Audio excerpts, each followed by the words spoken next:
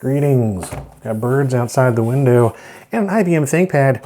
What could be better? So this is the lovely R31 ThinkPad, a Celeron Windows XP machine. I've shown an LGR blurbs before, and also an unboxing over on my main LGR channel where this was sent in. I was looking for just a Windows XP machine for doing XP things without needing a full desktop. However, it was missing a couple ports. Namely serial. Does not have serial built in. It's got USB and parallel, but you know, it would be nice to have a serial port for doing various testing of things. So I mentioned there that having a port replicator or a dock would be nice. And thanks to LGR viewer Senile Otaku, 2 versions of the ThinkPad port replicator.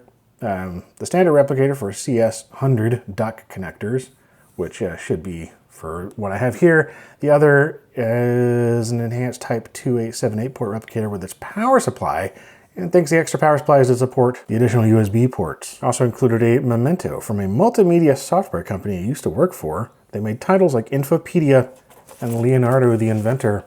Yeah, we have some customized envelope Multimedia Products Corporation in Spring Valley, New York, which I'd never heard of, but it's a delightfully 1990s sounding company name. I looked up Leonardo the Inventor really quick, and yeah, it just looks like one of those delightful 90s multimedia programs. All the various things that Da Vinci did, different drawings, art pieces, and inventions and whatnot. Yeah, I love those kind of CD-ROMs. Anyway, these are the port replicators sent over. So this is the more basic one, I guess. It doesn't require an additional power supply or anything, but it gives us all these wonderful things. So individual PS2, got a floppy connector, DVI, a VGA, Ethernet modem, serial, and you know, a bunch of other stuff. So it's pretty great and will be awesome for this. I did also send this one along, which has this gigantic other power supply. I don't think I'll be using this, even though I'd kind of like to, just because it has the key still. Look at that. It's got a key lock on the side. I love key locks. But yeah, it is generally the same thing, except it has more USB ports, kind of a USB hub, I guess. I mean, that seems to be the only difference. So yeah, I don't know why it needs this gigantic other brick. This one, you just use the one for the laptop. But that's not all we're going to be doing here, because otherwise this will be a very simple video, right? Pretty much just plug the thing in and that's it. And it's on there. We're docked. I mean, that's awesome, but that's hardly a full video. So, how does this work? There it is. The other thing that we're going to be doing is some upgrades, because I had a couple of things that I wanted to address that I've mentioned before. So the first thing is the RAM. I think it just had 128 megs, and this is the official, or an official, 256 meg R31, IBM part number and everything, SODIMM module. I actually found that the module model name part number in a PDF of the manual. So hopefully it works, because that is about as original and official as you can get. So that's nice. Double our RAM. The other thing though that I wanted to fix is the CMOS battery, because it just doesn't work. And it's really annoying, because every time that the battery runs out, like if you unplug it from the wall and try to start it up again, the track point doesn't work. You have to go in there and reset it every single time. And so hopefully this one will do the trick. Looks like it should. It looks like it. Just your standard little guy here. 3-pin connector. Hopefully that's the one we need. I also would like to get the regular battery, but I have not been able to find one of those, at least not in time for this video. And then finally, there is the storage situation. And for that, I'm going to go with one of these.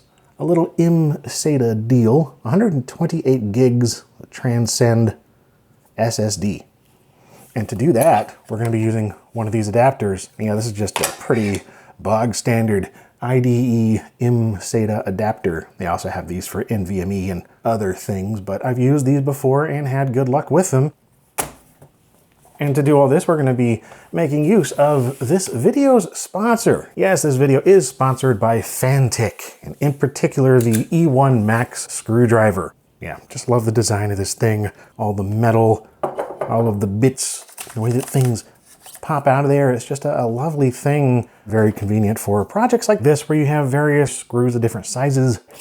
But yeah, you might have seen the E1 Max on here before. I actually bought it myself a year ago, so I was down with a sponsorship since I already knew it was sweet with its 50 different bits, plus handy tweezers and a little crowbar spudger, USB-C for recharging the 2+ hour battery, 2 torque settings, manual driving mode, and the LED light. No wonder it's been the #1 electric screwdriver on Amazon for 6 months. And there's also this battery-powered soldering iron Fanttik sent over, the T1 Max. This thing is comfy to hold and heats up fast in just 7 seconds. It includes 4 C210 tips in this pop-out tray. Now, the T1 Max has 6 temperature options between 390 and 840 degrees Fahrenheit, with up to an hour of use at the highest temperature. Plus a really nice solder sucker, ESD safe tweezers, 10 sponges. That's a heck of a bundle. And Fanttik is currently selling both the E1 Max and T1 Max on Amazon at a discount. So click the link in the description, select the Amazon coupon, and use my code LGRE1MAX for a total of 45% off the screwdriver, and code T1MAX for a total of 40% off the soldering iron. So yeah, that is the RAM replaced, and it was only 1 screw in the hard disk area. It looks like you'd be pulling out the sound and USB here, but the hard disk is underneath. And there's that. Yeah, a little Hitachi 20 gig deal. So, just a pretty simple swap-in replacement for this. Yeah, I didn't need to take all those screws out of there. It's just the 2 here. And hopefully, yeah, there we go. So I was thinking it would be the right thickness, and it is. Thank goodness. I mean, you can just kind of stick this in there, which I've done on some other ones, but I didn't want to if I didn't have to. Whoa, there's a bunch of Chinese screws. One thing I don't know about yet is if I'm going to need to image this, or if I can just use some backup or, restore media in the form of a CD-ROM or whatever. A lot more experiences with older ThinkPads. I think this is the newest one I've ever had. Think there's any jumpers? Nope.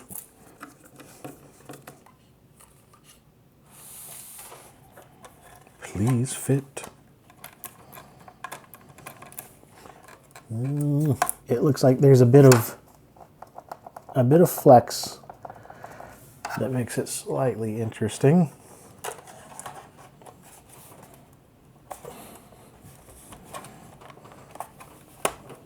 There we go. So yeah, if I need to, I'll go and get the contents off of here. It was already wiped and redone anyway when I got it. So for the BIOS battery, this is one of those where the keyboard just comes off and you're supposed to get access to a lot of the motherboard and whatnot. And as far as I can tell, it's just these 2 screws on this particular model, which is nice if that's the case.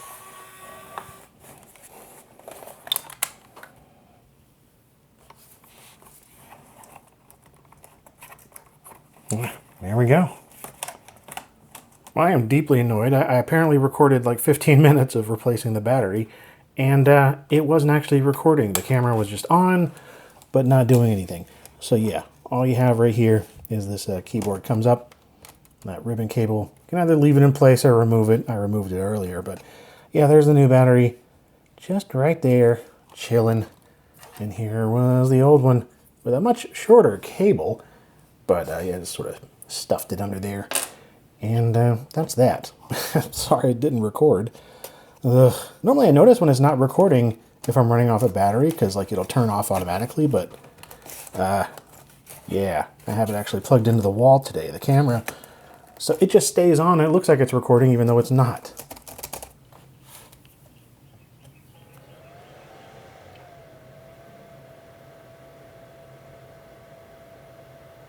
All right, keyboard is working.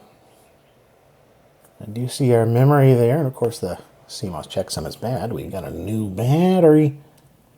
Yeah, let's just see here if we can get, yeah, this stupid track point setting to save. That would be amazing. And then put in date and time. Hey, Flurp Nerp, what day is it?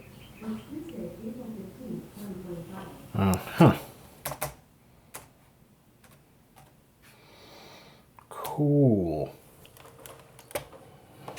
Now the battery will last for just a little bit, but it's not very long.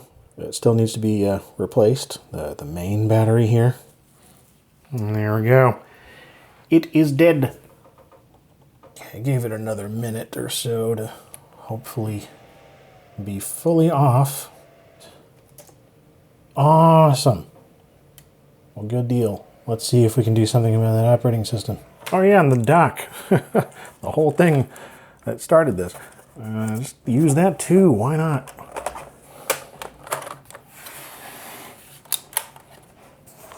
Lovely. All expanded and upgraded and things.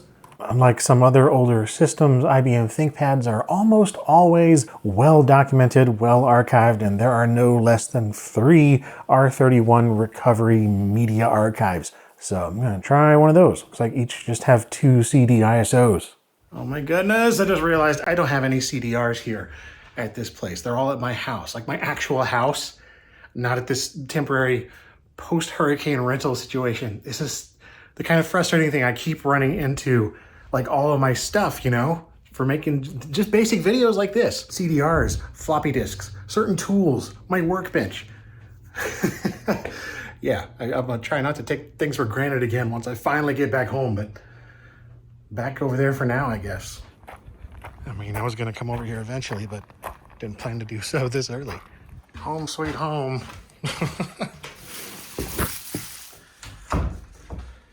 Where are the dang CDs? Yeah. There we go. DVDs. I mean, maybe we'll take some of both.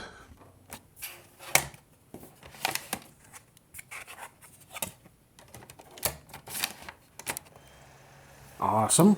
I was really hoping I wouldn't have to mess around with a boot floppy or... Seems to be very straightforward, just a couple of CDs. I'll take it if it's this easy. Oh man. That would be a wonderful thing. Why is it suddenly doing that? I knew it wouldn't be that easy. Why is it not, it's like it changed after what the heck? Okay, we're just gonna be trying cd-rom. Yeah, it's like that messed up or changed the BIOS settings there. I guess to install that boot agent thing. I thought that was already there though. I don't know. Why did it do that? I do not know. Well, it's definitely writing a lot of something to the hard disk, or really, I guess it's a SSD. IBM was using PK unzip shareware for their recovery. I'm not sure if they were supposed to, but there it is. Yeah, just sitting here looking at this on the table. Probably should have just left this in there. Get 384 megs of RAM that way.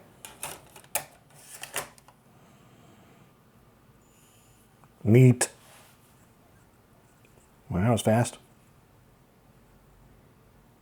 I didn't edit that at all. Hey, good deal. There's our IBM background. Just forget that blissful green grass and blue sky. No, boring time zones. Nah, it's doing the Windows NT thing of converting the file system, even though Windows is already on there. Nice.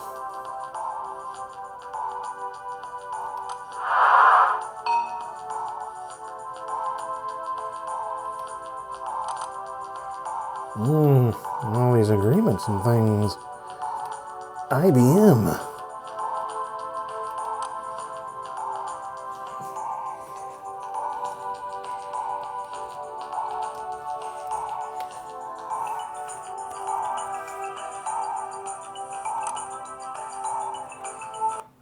Oh man, that's such a lovely little background song for starting up an OS.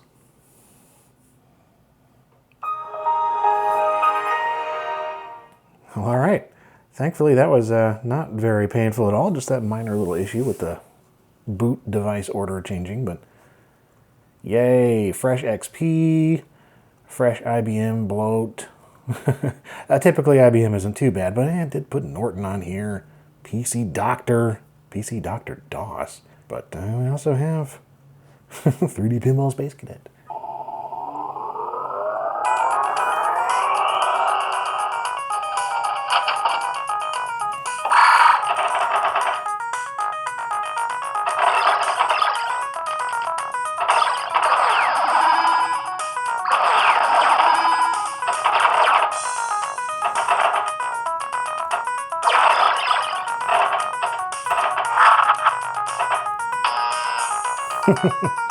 Lovely.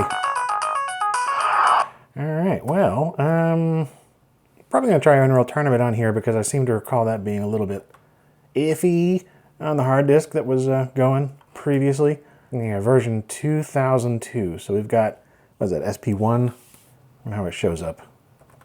Yeah, it shows up as what it is. I really just want to know how to, yeah, get the resolution to scale up. Panel fit, probably.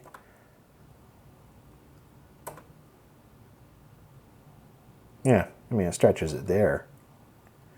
Let's try Unreal Tournament. All right, got that installed. Let's see how this goes. And holy crap, well, that's fast.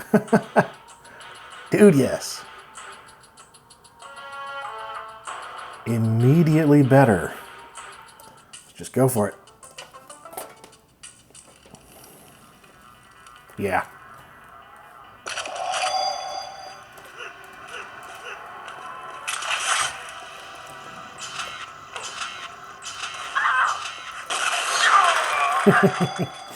Oh yeah, this is so much better.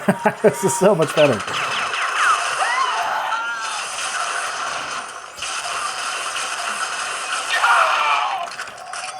Curious how it'll go at 1024 by 768 native resolution, because we're running at 640 by 480 here. You know, it's not exactly a gaming rig, but let's go try it right.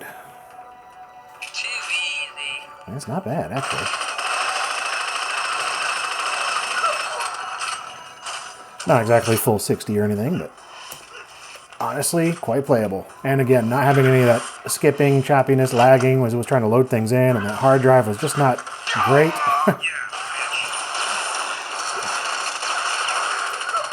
Plus, I'm sure having a little more RAM, literally double the RAM actually, will be quite helpful too. You've noticed that the volume doesn't always want to adjust if it's like not just Windows going, and I don't know why. Well, that's weird, just stopped. A little glitchy. I'm fine with 640 by 480. Give me those full frames, baby.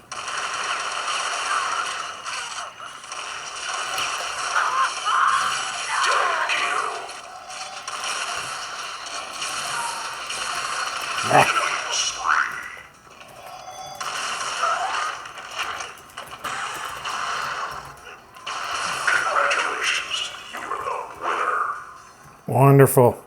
Just wonderful. Well, as a highly satisfying little restoration there. Really just upgrading and refreshing the OS. But yeah, that's about it for this blurb.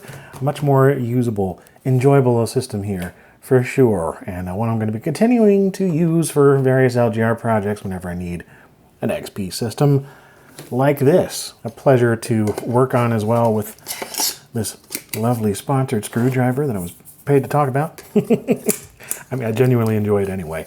I've been using it for a year, like I said earlier, but thank you very much for watching this blurb. Oh yeah, and the dock is awesome.